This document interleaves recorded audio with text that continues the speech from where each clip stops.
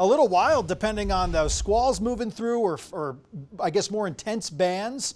And as our weather coverage continues tonight, pleased to be joined by Utah Highway Patrol Lieutenant Cameron Roden for an in-depth conversation. Lieutenant Roden, it's always nice to talk to you. And I think a lot of people now have to be extra careful with the roads as we make our way throughout the evening and into that morning commute. But I know you're in Utah County right now. What are conditions like where you're at, and how are people just handling this sort of rush hour and the beginning of that changeover from rain to snow?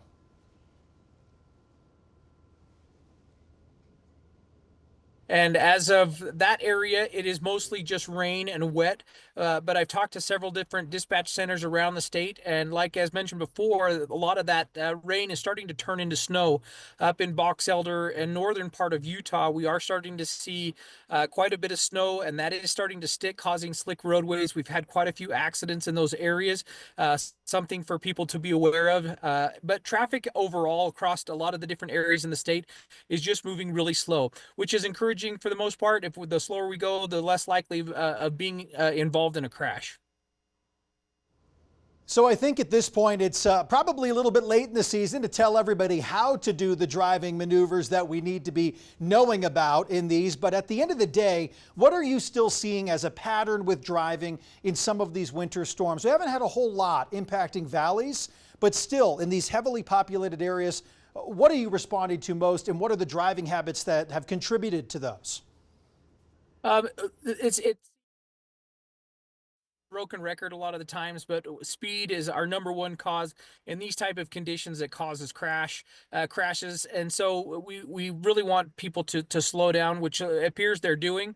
We've responded so far to about 60 crashes across the state so far today, but also following too closely. Several of the crashes that have happened, and some of those deadly crashes that we've responded to in the last several weeks in these conditions, have been people who are just following to that vehicle in front of them too closely, and then when they need to stop suddenly, they can't, and they end up sliding into the back of that person, and that has even led to some fatal crashes that we've responded to. So again, just increase that following distance, give yourself a little extra time to respond to any type of hazards that are in front of you. On behalf of Utah Highway Patrol and your troopers that are out there responding to this, they're already put in dangerous situations. Weather only adds to that. So what are troopers really told about navigating these crashes on busy freeways when you can see a sort of chain of events take place with first responders on the side of the road? How is it that they're trying to keep themselves safe during these conditions when responding to help others?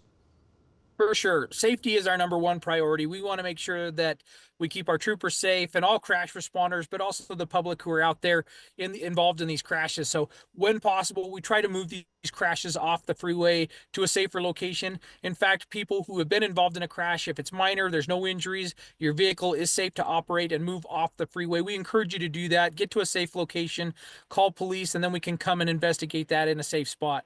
If not, though, stay in your vehicle with your seatbelt on. Helps us to keep you safe. If we can get you cleared off the freeway, we'll do so as quickly as we can. We also try to keep as much resources as possible on standby. That way, if we get overwhelmed, we can call out additional resources to help us handle all these incidents. Just quickly here, a statewide storm, not something we've had very often so far this winter. I mean, previous years, for sure, it seems like maybe one after another, but this has been a lighter year, especially for valley locations. How do you, in a way, I know you alluded to standby, but how do you staff up for an event like this when it truly is a more statewide event that we're seeing? Yeah, it does take a lot of manpower, especially on a large storm like this. We tried to just put some of our crews who are on their days off, make sure some of those are available, that if on a moment's notice we can need help, that we can get them out on the roadway to help handle crashes, help clear incidents, that they're available at a minute's notice. So that really tends to help. But we all just working with our stakeholders, UDOT, in communicating where we're seeing problem areas and helping to get those areas clear helps as well. Lieutenant Cameron Roden with Utah Highway Patrol. As always, sir, it is great to talk to you. For yourself and everyone else out there, stay safe, and thanks for giving us a few minutes of your time tonight. Thank you. Appreciate it.